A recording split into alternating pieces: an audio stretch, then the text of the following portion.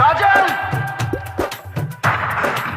अगर इस चौखट पर बारात आई तो टोली की जगह उनकी अर्थियां उठेगी और सबसे पहले अर्थी उसकी उठेगी जिसके सर पर सहरा होगा। लाशें बिछा दूंगा, लाशें बिछा दूंगा, लाशें बिछा दूंगा, लाशें। हई रंगा बहाजी कहती है अपना बाप के, दारू पी के आइब बियाह वाला रात के। हई रंगा बहाजी कहती है अपना बाप के, दारू पी के आइब बियाह वाला रात के।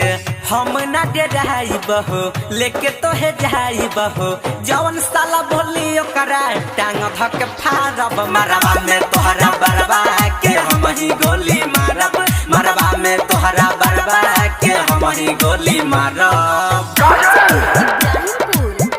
इन हाथों ने सिर्फ हथियार छोड़े हैं, चलाना नहीं भूले। Music by Roshan Kumar. हाँ शीशा के जैसे दिल टूटे न दे हम, अखिया के सामने प्यार लूटे न दे हम। लाशें बिछा दूंगा, लाशें बिछा दूंगा, लाशें। शीशा के जैसे दिल टूटे न दे हम, अखिया के सामने प्यार लूटे न दे हम। बानी तोहरे दीवाना देखिया जई जमाना, शादी के कार्ड तोहरा अंगना में फाड़ब। मरवा में तोहरा बरबा के हम ही गोली मारब, मरवा में तोहरा बरबा के हम ही गोली मारब, मरवा में तोहरा बरबा के हम ही गोली मारब। आखिर तुम्हारा हमारा रिश्ता ही क्या है? रिश्ता मैं कुछ नहीं जानता, सिर्फ इतना जानता हूँ कि तुम मुझसे प्यार करती हो। चाहिल जवनऊ हम पूरा करीले, दुनिया के डर से ना पीछे हटीले। लाशें बिछा दूंगा, लाशें बिछा दूंगा, लाशें। हाँ चाहिल जवनऊ हम पूरा करीले, दुनिया के डर से ना पीछे हटीले।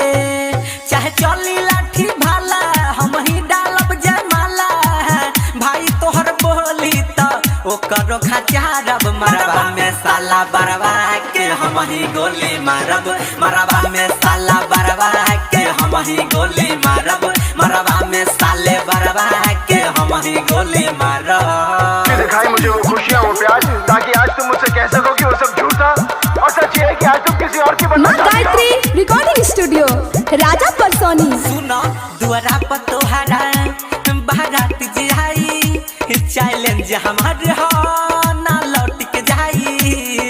लाशें बिछा दूंगा, लाशें बिछा दूंगा, लाशें। दुआरा पर तोहरा बारात जाई, चैलेंज हमार हो ना लौट के जाई। रोशन विकास राम जीराज, रोशन विकास राम जीराज, कहे जवन छुई हो करी दुनिया उजारब। मरवा में तोहरा बरवा के हम ही गोली मारब, मरवा में तोहरा बरवा के हम ही गोली मारब, मरवा में तोहरा दुल्हा के हम ही गोली मारब। हई रंगा बहाजी कहती है अपना बाप के, दारू पी के आइब बियाह वाला रात के। हई रंगा बहाजी कहती है अपना बाप के, दारू पी के आइब बियाह वाला रात के। हम ना डराइब हो लेके तोहे जाइब हो, जवन साला बोली ओकरा टांग धक फाड़ब। मरवा में तोहरा बरबा के हम ही गोली मारब, मरवा में तोहरा बरबा के हम ही गोली मारब।